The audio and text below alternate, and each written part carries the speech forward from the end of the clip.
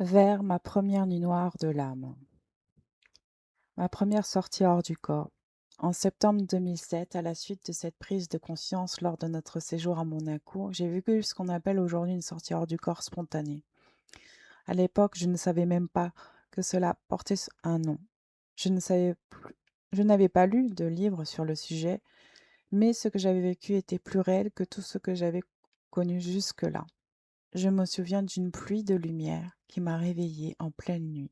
J'étais allongée dans mon lit, mais incapable de bouger, comme une enclume bien arrimée à son navire.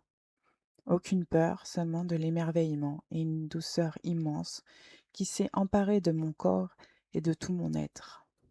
Aucune peur, seulement de l'émerveillement et une douceur immense qui se sont emparées de mon corps et de tout mon être. Ma curiosité a pris le dessus. Je me suis laissé happer par cette lumière comme un appel doux et puissant, et mon corps a commencé à léviter.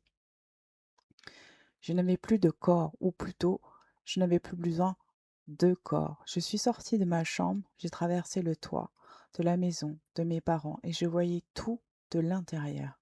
Tout était vivant de lumière.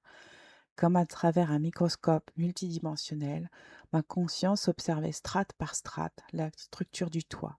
En une fraction de seconde, je voyais jusqu'aux particules de lumière qui dansaient entre elles. Et je ressentais la cohésion, l'harmonie consciente qui régnait dans chaque niveau de matière. C'était ineffable. Mon corps non physique s'est mis à vibrer, danser, onduler, à traverser le toit dans une joie profonde.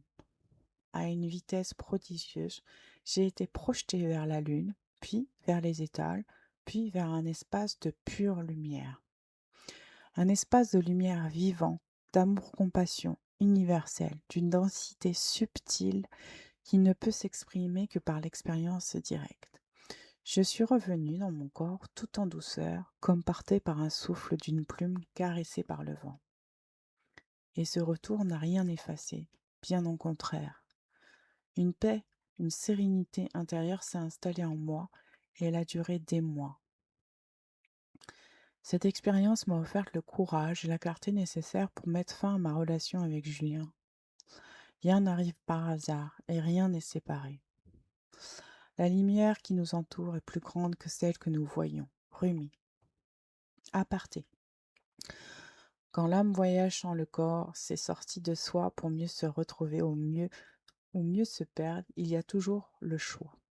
Certaines expériences échappent à l'analyse du spectre du visible de notre espace-temps. Elles ne peuvent être prouvées ni mesurées, mais elles laissent une empreinte vivante, plus réelle que les souvenirs du quotidien. La sortie hors du corps en fait partie. Ce phénomène, vécu spontanément ou consciemment, se produit lorsque la conscience se détache du corps physique, sans pour autant rompre le lien vital. L'âme devient alors voyageuse, elle explore des plans subtils, des lieux de lumière, des mondes invisibles aux yeux terrestres. Il ne s'agit pas d'une fuite, mais d'un élargissement de la présence, un appel que nous sommes bien plus vastes que ceux que nous percevons ici-bas. Dans ces espaces, on retrouve parfois des morceaux oubliés de soi, des guides, des réponses ou juste un amour si grand qu'il réaccorde l'âme à son axe originel. Voyager hors du corps, c'est parfois revenir pleinement à soi. Je vous invite d'ailleurs à regarder la chaîne de Borvo, l'auteur de la préface de ce livre, sur voyageur-conscience.com et Voyageurs de la conscience sur YouTube.